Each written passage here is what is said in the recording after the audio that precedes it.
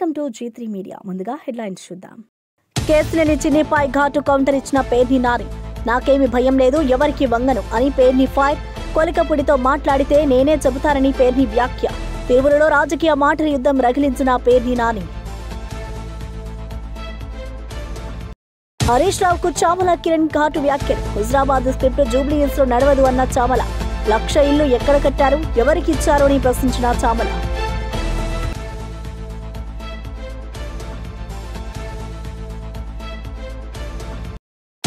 మోంటా తుఫాన్ పై అప్రమత్తంగా ఉండాలని మంత్రి అనిత ఆదేశాలు.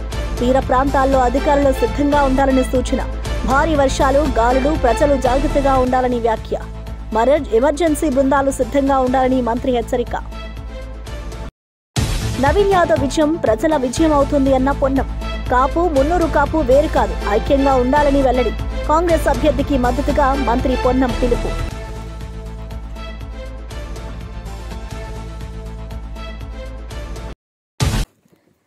టీడీపీ ఎంపీ కేశినేని చిన్నిపై వైఎస్ఆర్ కాంగ్రెస్ నేత పేర్ని నాని ఘాటుగా స్పందించారు.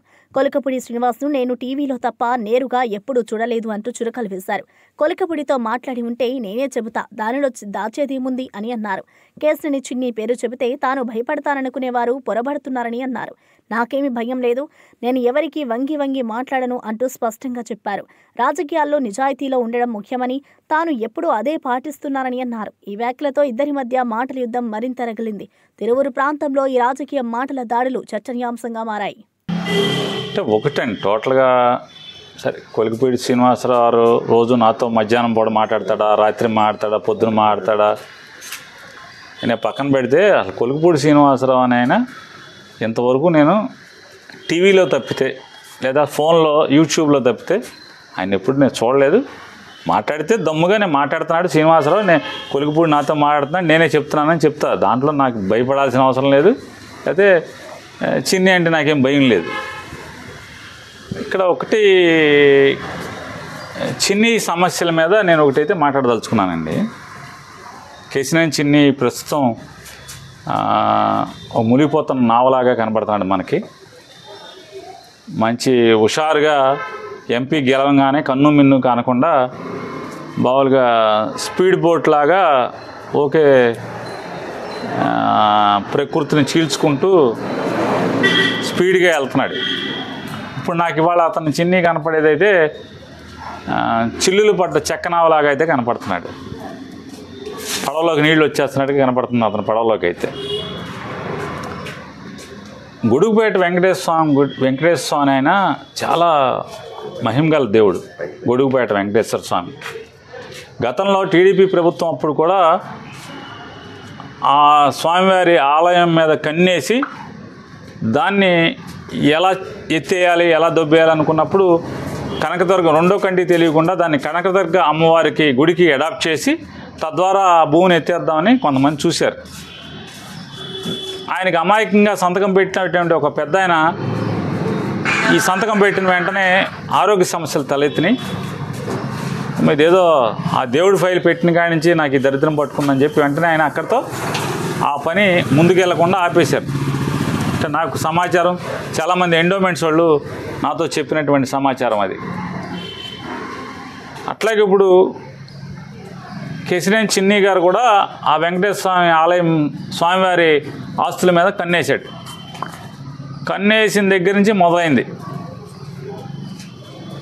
కేశినేని చిన్ని విజయవాడ ఎంపీ పడవకి చిల్లులు పడుతుంటే స్పీడ్ బోట్ లాగా మనం ఫారెన్లో సినిమాల్లో చూపించినట్టు, ఫారెన్లో షూటింగ్లో చూపించినట్టు స్పీడ్ బోట్ లాగా జమ్మని దూసుకెళ్తున్నాడు అనుకుంటే ఇప్పుడు అతనికి చెక్క పడవలాగా చిల్లులు పడుతున్న పరిస్థితి, చిల్లులు పడి నీళ్లు లోపలికి వస్తున్న పరిస్థితి వాళ్ళు చూస్తుంటే నాకైతే గొడుగుపేట వెంకటేశ్వర ఆస్తులు ముట్టుకున్న పర్యవసానమే ఈ చిన్ని పడవలోకి నీళ్ళు వచ్చినాయని నాకు కనపడుతుంది.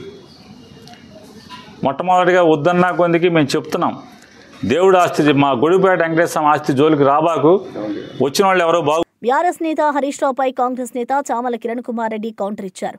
ఎవరి గూబ గుయ్యంటుందో హరీష్ రావుకు త్వరలో తెలుస్తుంది అంటూ ఘాటుగా వ్యాఖ్యానించారు. హుజరాబాద్లో డబ్బుతో ఎన్నికలు గెలిచినట్టు జూబ్లీహిల్స్లో మీ నాటకాలు నడవవని ఎద్దేవా చేశారు. హరీష్ రావు చెప్పిన 1,00,000 ఇళ్ల మాటను ప్రశ్నిస్తూ ఎక్కడ కట్టారు, ఎవరికిచ్చారో చెప్పండి అని అన్నారు. హైదరాబాద్లో నీటి కబ్జాల వల్ల చిన్నవానకే నగరం మునుగుతోందని విమర్శించారు. ప్రజల సమస్యలు పక్కన పెట్టి ప్రాచుర్యం కోసం మాటల తూటాలు పేలుస్తున్నారు అని ఆరోపించారు. ఈ వ్యాఖ్యలతో జూబ్లీహిల్స్పై ఎన్నికల వేడి మరింత పెరిగింది. ప్రజలు ఎంత ఇబ్బందులు పడుతున్నారో చూస్తున్నాం. వాళ్ళ మామ హైదరాబాద్ న్యూయార్క్ చేస్తా అని చెప్పి ఏం చేసిండా అంటే 1,00,000 ఇల్లు ఎక్కడ కట్టిండో మాకు తెలియదు, ఎవరికి ఇచ్చిండో మాకు తెలియదు. మరి ఆ 1,00,000 మంది వచ్చి రోడ్డు మీద వచ్చి చెప్పియమని చెప్పి, కానీ ఒకటైతే చేసి వీళ్ళు ప్రభుత్వ అధికారులను అందరినీ చేతి కింద పెట్టుకొని ఇష్టానుసారంగా నాలాల మీద చెరువుల మీద పర్మిషన్లు ఇచ్చి ఇవాళ హైదరాబాద్ నగరాన్ని, తెలంగాణ వచ్చిన తర్వాత హైదరాబాద్ని ప్రపంచ ఖ్యాతి నగరంగా చేస్తా అని చెప్పిన వాళ్ళు మొత్తం మునిగిపోయే నగరం చేశారు. ఇవాళ రేవంత్ రెడ్డి గారి సర్కార్ వచ్చిన తర్వాత ఈ హైదరాబాద్ నగరం ప్రతి వానాకాలం చిన్న చిన్న వానలు పడితే కూడా ఎక్కడ పోలేని పరిస్థితి వస్తే హైదరాబాద్లో ఇల్లీగల్గా చెరువుల మీద కట్టిన వాళ్ళను, నాలా మీద కట్టిన వాళ్లకు వార్నింగులు ఇచ్చి కొన్ని మరీ దారుణంగా రివర్ బెడ్లా కట్టినవి ఉంటే కూలగొట్టే ప్రయత్నం చేశారు. ఈ రోజు హైదరాబాద్లో ఎవరన్నా వాటర్ ఫ్రంట్, రివర్ ఫ్రంట్, నాలా మీద కడితే కుననిగా కూడా ఎవరు సిద్ధంగా లేడు. దీనికి కారణము రేవంత్ రెడ్డి గారు, హైడ్రా. ఇవాళ ఎన్నికలు వచ్చినాయి కదా అని చెప్పి ఏ వేదికల మీద పడితే ఆ వేదికల మీద హరీష్ రావు గారు పనికిరాని మాటలు మాట్లాడుతుండు. కేవలం గెలవాలన్న ఉద్దేశంతో తప్ప ఏది వాస్తవం లేదు ఆయన మాట్లాడేదాంట్లో. ఒకప్పుడు ఆయన ట్రబుల్ షూటర్ అనుకుర్రు. ప్రతి ఎన్నికలలో ఆయన వచ్చిందంటే మనం హుజురాబాద్ ఎన్నికలలో చూసినాం. కవర్లలో పైసలు పెట్టి ఓటర్లు ఇట్లా ప్రకారం ఇంటింటికి నిద్ర లేవక ముందే దర్వాజా కింద నుంచి తోసిపోయినట్టు జూబ్లీహిల్స్ కూడా చేద్దాం అనుకున్నాం. చేసి 100% గెలుద్దామన్న ఉద్దేశంతో ఉండే 15 రోజుల క్రితం దాకా కాంగ్రెస్ పార్టీ ఎప్పుడైతే వ్యూహంతో నవీన్ యాదవ్కి టికెట్ ఇచ్చిర్రో అది కాంగ్రెస్ పార్టీ ఇచ్చిన master stroke. Naveen Yadav nomination తోటి క్లియర్ కట్ గా కాంగ్రెస్ పార్టీ గెలుస్తుంది అన్న ఒక ఆలోచన వచ్చి ఇష్టానుసారంగా బావబామర్దులు మాట్లాడుతున్నారు. నేను ఒక్కటే చెప్తున్నా హరీష్ రావు గారు, ఎవరు గూండాలు, ఎవరు డబ్బుల వల వేసి ఓటర్లను మభ్య పెడదామనుకుంటుర్రు, ఎవరు తప్పుడు ప్రచారం చేస్తుర్రో 11వ తారీఖు తేట తెల్లమైపోతుంది. మేం గూండాలకు ఇచ్చినామని చెప్పి నువ్వు చెప్తున్నావు. ఇవాళ నువ్వు కేవలము సెంటిమెంట్ మీద ఓట్లు తెచ్చుకుందాం అనుకున్నావు, డెవలప్మెంట్ మీద కాదు. ఇప్పుడు నవీన్ యాదవ్ అనే వ్యక్తి చేసే ప్రచారం కానీ కాంగ్రెస్ పార్టీ వ్యూహం కానీ నీకు అంతు చిక్కక ఇష్టానుసారంగా మాట్లాడుతున్నావు. ఇది జూబ్లీహిల్స్ ఎన్నికల కోసమే నువ్వు మాట్లాడుతున్నావు. జూబ్లీహిల్స్ ఎన్నికలలో ప్రజల్ని తప్పుదో పట్టేయాలనుకుంటున్నావు. నీ పార్టీ భూస్థాపితం కాకుండా కాపాడుకునే ప్రయత్నం చేస్తున్నావు. ఎందుకంటే మొన్ననే కంటోన్మెంట్లకు డిపాజిట్ పోయింది, పార్లమెంట్ ఎన్నికలలో గుండుసున్నా వచ్చింది, జనరల్ ఎన్నికలలో ఇంటికి తరిమి కొట్టింది. ఈ ఎన్నికలతోటి మీ కార్యకర్తలు కూడా ఎవరు రేపటి నుంచి జెండా కట్టే పరిస్థితి ఉండదని చెప్పి భయంతో నువ్వు మీ బామ్మారిది ఊరి మీద పడి ఇష్టానుసారంగా మాట్లాడుతున్నారు. 11వ తారీఖు నాడు ఎవరి చెంప చెల్లుమంటదో, ఎవరి గువ్వ గుయ్యమంటదో తెలుస్తుంది. రాష్ట్రంలో మోంతా తుఫాన్ ప్రభావం నేపథ్యంలో అన్ని శాఖలు అప్రమత్తంగా ఉండాలని హోంమంత్రి అనిత ఆదేశించారు. 27, 28, 29 తేదీల్లో భారీ వర్షాలు, తుపానులు సంభవించే అవకాశం ఉందని తెలిపారు. ప్రజల ప్రాణ, ఆస్తి నష్టం జరగకుండా జాగ్రత్తలు తీసుకోవాలని సూచించారు. తీర ప్రాంతాల్లో అధికారులు, రెవెన్యూ సిబ్బంది సిద్ధంగా ఉండాలని ఆదేశించారు. మత్స్యకారులు సముద్రంలో వేటకు వెళ్లవద్దని హెచ్చరించారు. ఎమర్జెన్సీ రెస్పాన్స్ టీములు సిద్ధంగా ఉండాలని తెలిపారు. తుఫాన్ తీవ్రత దృష్ట్యా రవాణా, విద్యుత్, వైద్య శాఖలు సమన్వయంతో పనిచేయాలని మంత్రి పేర్కొన్నారు. విపత్తు సమయంలో ప్రజలు భయపడకుండా అధికారుల సూచనలు పాటించాలని సూచించారు. దీని ఎఫెక్ట్ చాలా ఎక్కువగా ఉంటుంది కాబట్టి ఇది ఇంచుమించుగా ఒక 100 kmph అంటే గాలి అంటే విండ్ కూడా ఇంచుమించుగా 100 kmph రావటం జరుగుతుందండి. కాబట్టి దీన్ని కొంచెం తీవ్రంగానే పరిగణించి దీన్ని కొంచెం సీరియస్గానే తీసుకొని స్టేట్ గవర్నమెంట్ ఆల్ హెచ్ఓడీస్కి కూడా ఇన్స్ట్రక్షన్స్ కూడా ఇవ్వడం జరిగింది. ఓవరాల్గా లాస్ట్ ఎక్స్పీరియన్సెస్ అంటే ఏదో ప్రిపేర్నెస్ తీసుకున్నామంటే అన్ని డిపార్ట్మెంట్స్ మేము ఇలా చేసాం అలా చేసామని చెప్పడం కాకుండా 4 రోజుల ముందు నుంచి కూడా పాస్ట్ ఎక్స్పీరియన్సెస్ ఏదైతే ఉన్నాయో అంటే ఇంచుమించుగా ఒక 100 km/h విండ్ వచ్చిన పొజిషన్స్లోని సైక్లోన్స్ మన స్టేట్లో హిట్ ఇచ్చినప్పుడు ఏ పారామీటర్స్లో ఎక్కువ డ్యామేజ్ జరిగింది, ఏ ఏరియాస్లో ఎక్కువ డ్యామేజ్ జరిగింది అంటే అంత కీన్ అబ్జర్వ్ చేసుకుని అప్పుడు సిచ్యువేషన్ని కూడా బేస్ చేసుకుని ప్రిపేర్నెస్ అనేది తీసుకోవడం జరిగిందండి. అంటే ఓవరాల్గా చూసుకుంటే లాస్ట్ మనకి హుద్ టైంలో 185 kmph నుంచి 200 kmph వరకు మనకి విండ్ పొజిషన్ ఉండేది. ఈ రోజు మనం చూసుకుంటే 100 kmph వరకు ఉంది. లాస్ట్ 2023లో జరిగిన ఒక సైక్లోన్ ఒకటి ఉంది, దాంట్లో మాత్రమే మనకి ఇంచుమించుగా 120-100 kmph విండ్ మనకు వచ్చింది. సో ఇప్పుడు అవన్నీ కూడా బ్యారేజ్ వేసుకొని వాటన్నిటినీ కూడా ఒక కేస్ స్టడీస్ కింద తీసుకొని ఫర్దర్గా ఎటువంటి ఇబ్బందులు రాకుండా చూసుకునే బాధ్యత గవర్నమెంట్, స్టేట్ గవర్నమెంట్ చాలా సీరియస్గా తీసుకున్నారు. జూబ్లీహిల్స్ ఉప ఎన్నికల ప్రచారంలో మంత్రి పొన్నం ప్రభాకర్ ఉత్సాహం నింపారు. బలహీన వర్గాలకు చెందిన యువకుడు, చదువుకున్న నాయకుడు నవీన్ యాదవ్ను గెలిపించాలన్నారు. కాపు, మున్నూరు కాపు వేరు కాదు, అందరూ ఐక్యంగా కాంగ్రెస్ అభ్యర్థి గెలుపు కోసం కష్టపడాలి అని పిలుపునిచ్చారు. కాపు సోదరుల సమస్యలను సీఎం రేవంత్ రెడ్డి దృష్టికి తీసుకెళ్లి పరిష్కారం అందిస్తారని హామీ ఇచ్చారు. కాంగ్రెస్ ప్రభుత్వం ప్రజా సంక్షేమానికి అంకితభావంతో పనిచేస్తోంది. ఈ ఎన్నికల్లో కాంగ్రెస్ అభ్యర్థి విజయం ప్రజల విజయం అవుతోంది అని అన్నారు. ప్రచారంలో కాంగ్రెస్ కార్యకర్తలు, స్థానిక ప్రజలు పెద్ద ఎత్తున పాల్గొన్నారు. అదేవిధంగా మనకున్న సమస్యలు కూడా ఈరోజు వ్యక్తులు వేరు, సంఘం వేరు. సంఘం రాజకీయాలతో సంబంధం లేదు. సంఘం అనేటువంటిది ఆ యొక్క సంఘంలో ఉండేటువంటి కులానికి సంబంధించి అందరికీ న్యాయం జరగడానికి కుల ఐక్యత ద్వారా ఎప్పుడు కానీ ఒకవేళ ఇక్కడ మామూలు వ్యక్తిగా ఉంటే వేరు, సంఘంగా కులంగా ఉండి అక్కడ ఐక్యంగా ఉంటే ఎదుటి వాళ్ళందరినీ ప్రభావితం చేయగలుగుతుంది. కాబట్టి ఈ సంఘపరంగా మనం అందరూ కూడా లాభపడాలి అనే ఆలోచనతో ఈరోజు ఈ సమావేశం రాఘరావు గారు, పెద్దల హనుమంతన్న గారు కూడా ఇప్పుడే పురుషోత్తం గారు కూడా ఫోన్ చేశారు.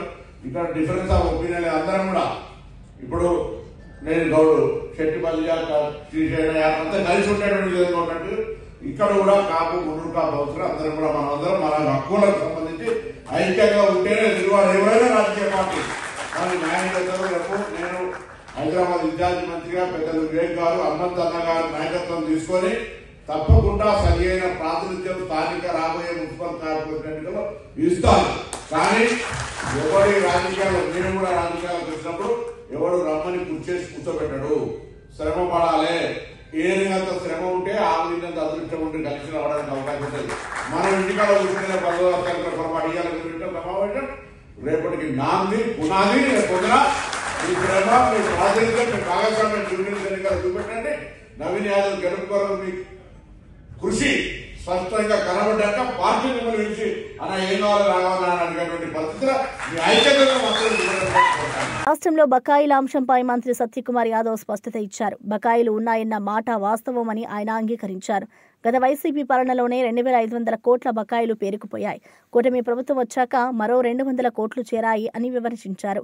మొత్తం 2,700 కోట్ల బకాయిలు చెల్లించే పనిలో ప్రభుత్వం ఉన్నట్లుగా తెలిపారు. ఎవరి పాలనలో అయినా బకాయిలు చెల్లించాల్సిన బాధ్యత ప్రభుత్వంపైనే ఉంటుంది అన్నారు. ఆర్థిక క్రమశిక్షణతో ఈ సమస్యను పరిష్కరించేందుకు కృషి చేస్తున్నామన్నారు. ప్రజా సంక్షేమం కోసం ప్రభుత్వం కట్టుబడి ఉందని మంత్రి స్పష్టం చేశారు. ఆయన వ్యాఖ్యలు ఆర్థిక వ్యవస్థపై స్పష్టత తీసుకొచ్చాయి. చెల్లించడం జరిగింది. అయితే ఉంటున్న 2,700 కోట్ల బకాయిల్లో గత ప్రభుత్వం పెట్టిపోయిన 2,500 కోట్లు బకాయిలు, ఈ ప్రభుత్వ హయాంలో ఉన్న 200 కోట్ల బకాయిలు మొత్తం కలిసి 2,700 కోట్లు. ఏ ప్రభుత్వం బకాయిలు పెట్టిపోయినా చెల్లించాల్సిన బాధ్యత తర్వాత వచ్చే ప్రభుత్వం మీద ఉంటుంది. ఆ విషయంలో నేను విభేదించడం లేదు. వారి చాలా న్యాయబద్ధమైన సహేతుకమైన డిమాండ్ మాట్లాడుతున్నాం. మొన్న ఒక 240 కోట్లు విడుదల చేయడం జరిగింది. కానీ కనీసం ఒక 500 కోట్లు విడుదల చేయాల్సిందిగా నెట్వర్క్ ఆసుపత్రుల అసోసియేషన్ నాయకత్వం కోరుతూ ఉంది. దీన్ని ప్రభుత్వం ముఖ్యమంత్రి గారి దృష్టికి, సంబంధిత అధికారుల దృష్టికి, అదేవిధంగా ఆర్థిక శాఖ మంత్రి గారి దృష్టికి తీసుకెళ్ళడం నిరంతరం మాట్లాడుతున్నాం.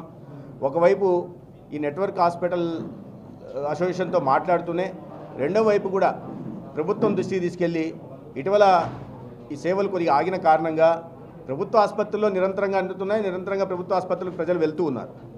అయినప్పటికీ ప్రైవేట్ ఆసుపత్రుల్లో కూడా ఇవాళ ఈ సేవలు అందాల్సిన అవసరం ఉంది. కాబట్టి ప్రభుత్వం దృష్టికి తీసుకెళ్తాం. యాజమాన్యంతో కూడా మాట్లాడుతున్నాం. అయితే ఒక మధ్య మార్గంగా ఇక్కడ నేను చెప్పలేను, కానీ ఒక ప్రత్యామ్నాయ మార్గం కూడా తీసుకొచ్చి శాశ్వత పరిష్కారం దీన్ని కనుగొనే దిశగా కూడా ఇవాళ ప్రభుత్వం ఆలోచిస్తూ ఉంది. అది 1-2 రోజుల్లో అది ఒక కొలిక్కి వస్తుంది. గాంధీ భవన్లో ఎమ్మెల్సీ బల్మూరి వెంకట్ మీడియాతో మాట్లాడారు. తెలంగాణలో కాంగ్రెస్ ప్రభుత్వం తీసుకుంటున్న అభివృద్ధి కార్యక్రమాలను ఆయన వివరించారు. యువతకు ఉద్యోగాలు, రైతులకు సబ్సిడీలు, మహిళలకు ఉచిత ప్రయాణం వంటి పథకాలు ప్రజల్లో విశ్వాసం కలిగిస్తున్నాయని పేర్కొన్నారు. ప్రజల ఆకాంక్షలను నెరవేర్చే ప్రభుత్వం రేవంత్ రెడ్డి నాయకత్వంలోని కాంగ్రెస్ సర్కార్దే అన్నారు. పార్టీ బలోపేతం కోసం గ్రామస్థాయి వరకు కార్యకర్తలు కృషి చేయాలని పిలుపునిచ్చారు. విద్యార్థి దశ నుంచే ఉద్యమం చేస్తున్న నాకు ప్రజల సమస్యలు తెలుసు అని చెప్పారు. పార్టీ సిద్ధాంతాలను ప్రజల్లోకి తీసుకెళ్లడమే తన లక్ష్యమని తెలిపారు. ఆయన వ్యాఖ్యలతో కాంగ్రెస్ శ్రేణుల్లో ఉత్సాహం నెలకొంది. ఎవరో మిస్యూజ్ చేసిర్రు, దానిపైన ఏదో స్కామ్ జరిగింది, దానికి సంబంధించిన ఒక విక్టిమ్ పోయి సెప్టెంబర్లో దాన్ని పోయి ఏదైతే సైఫాబాద్ పోలీస్ స్టేషన్లో సెప్టెంబర్ 12వ తారీఖు దానిపైన కేసు పెట్టిండు. దాని తర్వాత అక్టోబర్ 8 CCSలో దానిపైన విచారణ జరిగిందని చెప్పి వాస్తవాలన్నీ సబ్జెక్ట్ మొదలైనప్పటికీ కాకుండా నీకు తెలిసిన దానిపైన బురద జల్లనీకి ఒక స్క్రిప్ట్ తయారు చేసుకొని బయటకు వచ్చి మాట్లాడే ప్రయత్నం చేసినావు. ముందుగా ఆ ఇష్యూ పైన తెలంగాణ ప్రజలకి, ఎందుకంటే మంత్రి గారు తెలంగాణ రాష్ట్ర అభివృద్ధి కోసము తెలంగాణలో ఇన్వెస్ట్మెంట్స్ తీసుకురావాలి, ఇక్కడ ఉన్న యువకులకు ఉద్యోగ అవకాశాలు కల్పించాలి, తెలంగాణని ఉన్నతమైన స్థాయికి తీసుకొని వెళ్ళాలని చెప్పి ముఖ్యమంత్రి గారి నాయకత్వంలో శ్రీధర్ బాబు గారు విదేశాల్లో పెట్టుబడుల కోసం తెలంగాణ రాష్ట్ర అభివృద్ధి కోసం కృషి చేస్తుంటే, కష్టపడుతుంటే మీ సమయంలో ఇన్వెస్ట్మెంట్స్ తక్కువ, కేటీఆర్ తెచ్చినాయి, బిల్డప్లు ఎక్కువ. శ్రీధర్ బాబు గారు ఈరోజు చిత్తశుద్ధితోటి విదేశాల్లో తిరుగుతూ ఇన్వెస్ట్మెంట్స్ తీసుకొని వస్తుంటే కేటీఆర్ గారు ఏదో చెప్పిండని చెప్పి వాడు మాట్లాడమన్నాడని చెప్పి నువ్వు సిగ్గు లేకుండా శ్రీధర్ బాబు గారి పైన తప్పుడు ఆరోపణలు చేసి అవాస్తవాల్ని ప్రజలకి చెప్పే ప్రయత్నం చేస్తున్నావు. ఆ ఇష్యూల ఏదైతే శ్రీధర్ బాబు గారికి సంబంధించి వారి యొక్క లెటర్ ప్యాడ్ ఏదైతే ఉంటుందో దాన్ని తీసుకొని కొంతమంది వ్యక్తులు దాన్ని బయట ఇప్పుడు CMRFకో LOCకో లెటర్ ప్యాడ్ ఇస్తే ప్రతి ఒక్కరి దగ్గర లెటర్ ప్యాడ్ ఫార్మాట్ అనేది ఉంటుంది. ఆ ఫార్మాట్ని తీసుకొని ఉద్యోగాలు పెట్టిస్తామని బయట ఎక్కడనో దాని ఎంబ్లమ్ని మార్ఫింగ్ చేసి వారి సంతకాన్ని కూడా మార్ఫింగ్ చేసి కొంతమందిని మోసం చేసే ప్రయత్నం చేసినప్పుడు ఆ విషయము స్వయాన మంత్రి గారి దృష్టి. ప్రవాసీ ప్రజావాణి రాష్ట్ర కోఆర్డినేటర్ బొజ్జ అమరేందర్ రెడ్డి యువతకు హెచ్చరికలు జారీ చేశారు. ఫేక్ విదేశీ ఉద్యోగ ప్రకటనలకు మోసపోవద్దు, నిర్ధారించుకున్న తర్వాత మాత్రమే దరఖాస్తు చేయాలి అన్నారు.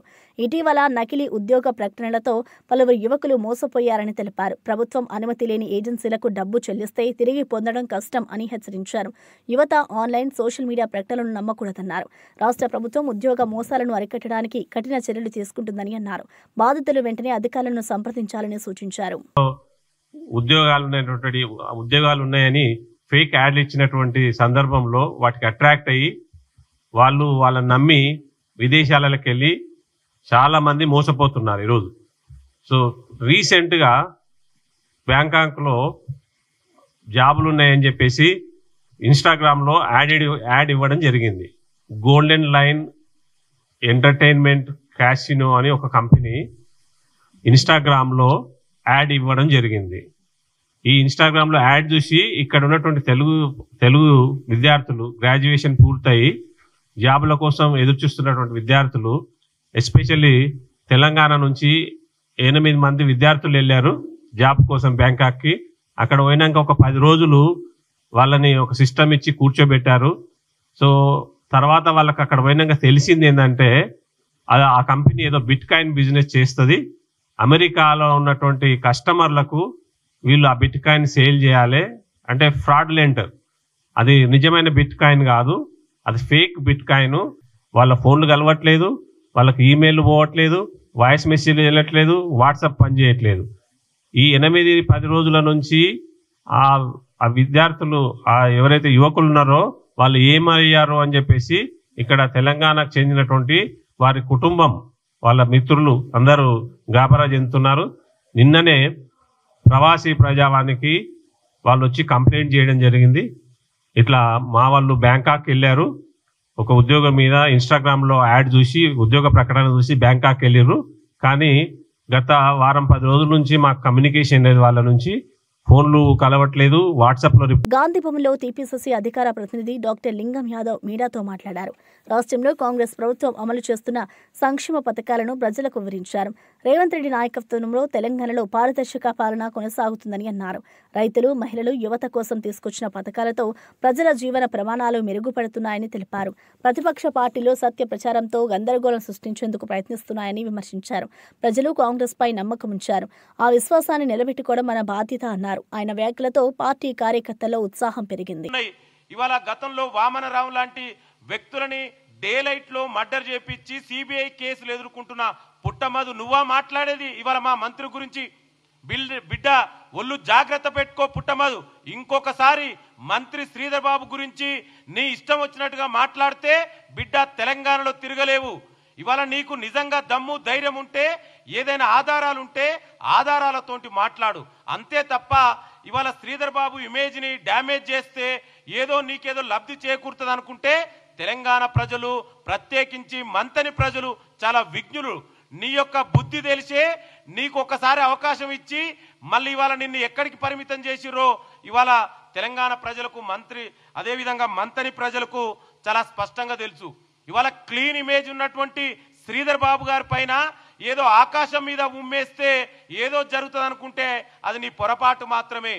ఇవాళ నీ ఇష్టం వచ్చినట్టు మాట్లాడితే ముందు కేటీఆర్ నడుగు, కేసీఆర్ నడుగు శ్రీధర్ బాబు గురించి ఏందో.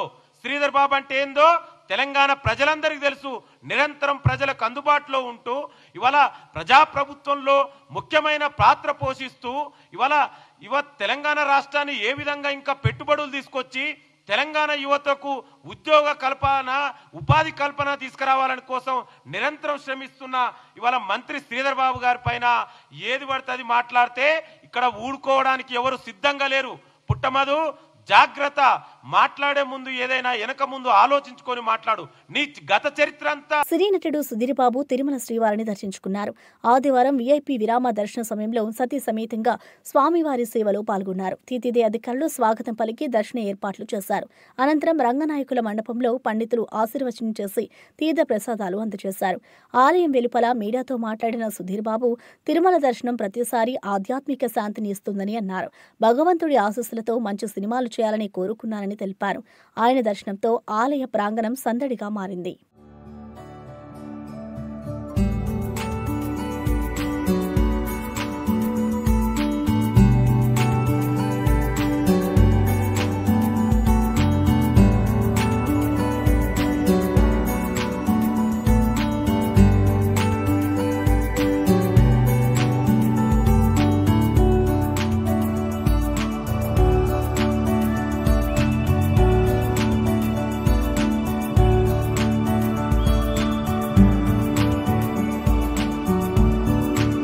తెలంగాణ జాగృతి అధ్యక్షురాలు కల్వకుంట్ల కవిత నిజామాబాద్లో జాగృతి జనంబాట ప్రారంభోత్సవంలో మాట్లాడారు.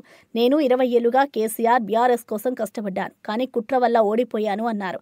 ఇంటి గుట్టు బయటపెట్టి నన్ను బయటకు పంపించారు. ఇప్పుడు నా దారి నేనే వెతుక్కుంటున్నా అని వ్యాఖ్యానించారు. నేను ఈ జిల్లా బిడ్డను, కోడలిని. మీ ఆశీర్వాదం నాకు కావాలి అంటూ భావోద్వేగంతో మాట్లాడారు. కవిత వ్యాఖ్యలు బీఆర్ఎస్ భవిష్యత్తుపై చర్చలకు దారితీశాయి. జాగృతి కార్యకర్తలు పెద్ద ఎత్తున పాల్గొన్నారు. దాని మీద మీకు ఆలోచన కూడా పోతలేదు. దాని మీద కూడా సీరియస్గా ఆలోచన చేయవలసింది నేను కోరుతా ఉన్నా.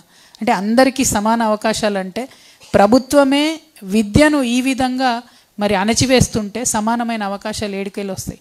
అందుకే సామాజిక తెలంగాణ రావాలని కోరుతా ఉన్నాం. అదేవిధంగా సమానమైనటువంటి అధికారం. ఇవాళ మీరు ఆలోచన చేయండి, అధికారం, పొలిటికల్ అధికారంలో భాగస్వామ్యం ఉన్న కులాలు ఎన్ని ఉన్నాయి, ఉన్నటువంటి యువకులు ఎంతమంది ఉన్నారు, ఉన్నటువంటి మహిళలు ఎంతమంది ఉన్నారు. ఎక్కడ చూసినా మహిళలు 5% అబవ్ లేరు. ఒక లోకల్ బాడీస్లో అంతకుముందు వచ్చినటువంటి రిజర్వేషన్ వల్ల 50% వచ్చిరు తప్పితే ఎమ్మెల్యేలుగా, ఎంపీలుగా, చైర్మన్లుగా ముఖ్యమైనటువంటి కీలక నిర్ణయాలు తీసుకునే దగ్గర మహిళలకు భాగస్వామ్యం లేదు.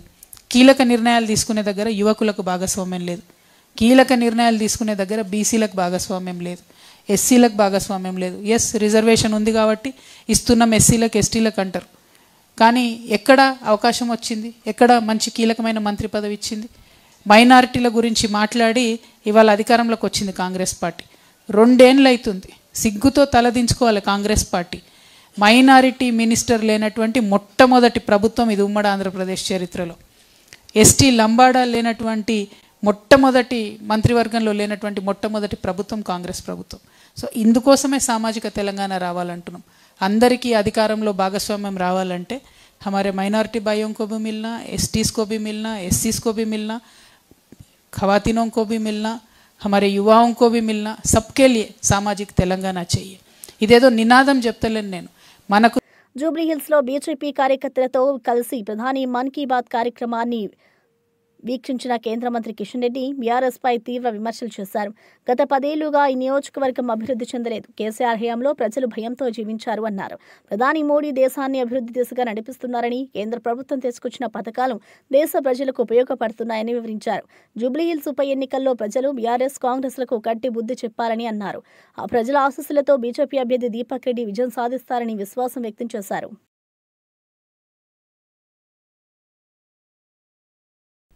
దమ్ము ధైర్యం ఉంటే జూబ్లీహిల్స్ లో తిరుగు, జూబ్లీహిల్స్ లో రా.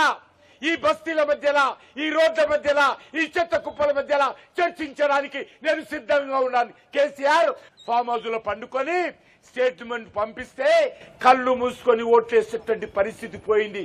ఈ కాంగ్రెస్ పార్టీ ప్రభుత్వము ప్రభుత్వ ఉద్యోగులు ఉద్యోగం అయిపోయిన తర్వాత, ఉద్యోగ విరమణ చేసిన తర్వాత రిటైర్మెంట్ బెనిఫిట్స్ కూడా ఇస్తలేరు.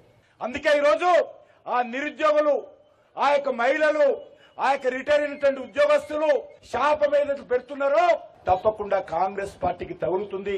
ఈ రోజు ఈ ఎన్నిక జూబ్లీహిల్స్ ఎన్నికల్లో కాంగ్రెస్ పార్టీకి, బీఆర్ఎస్ పార్టీకి పాతరేయాలని చెప్పి, జవాబు చెప్పాలని చెప్పి, బుద్ధి చెప్పాలని చెప్పి ఈ సందర్భంగా జూబ్లీహిల్స్ ప్రజలను కోరుతా ఉన్నాను. సినీ నటుడు సుమన్ ఆంధ్రప్రదేశ్ సీఎం చంద్రబాబు పాలనపై ప్రశంసలు కురిపించారు. రాష్ట్ర అభివృద్ధి, పారదర్శకత, సాంకేతికతలో చంద్రబాబు చూపుతున్న దృష్టి ప్రశంసనీయమని అన్నారు. రాష్ట్ర ప్రజల జీవితాలను మెరుగుపరచడంలో సీఎం కృషి స్పష్టంగా కనిపిస్తుందని సుమన్ పేర్కొన్నారు. ఏపీని గ్లోబల్ స్థాయికి తీసుకెళ్లే నాయకుడు చంద్రబాబు మాత్రమేనని అన్నారు.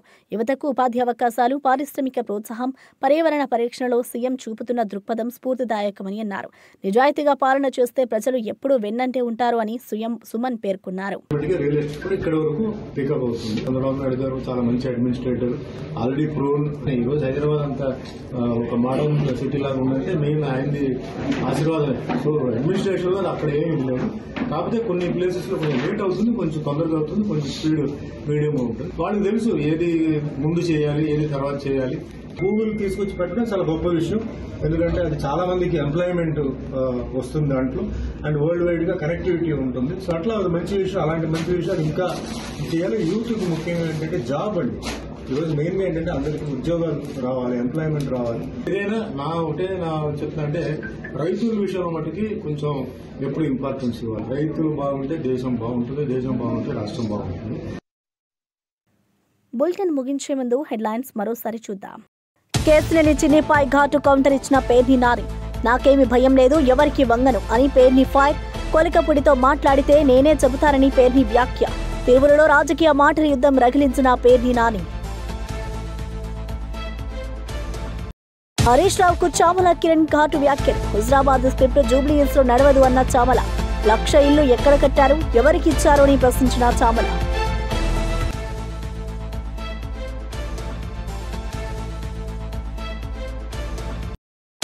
మోంటా తుఫాన్పై అప్రమత్తంగా ఉండాలని మంత్రి అనిత ఆదేశాలు.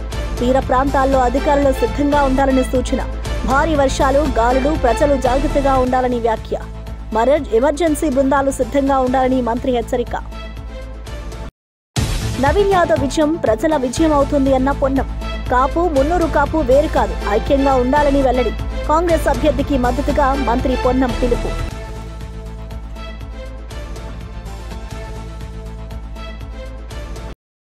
ఇక ఇవి బులెటిన్ విశేషాలు. మరో బులెటిన్లో మళ్ళీ కలుద్దాం.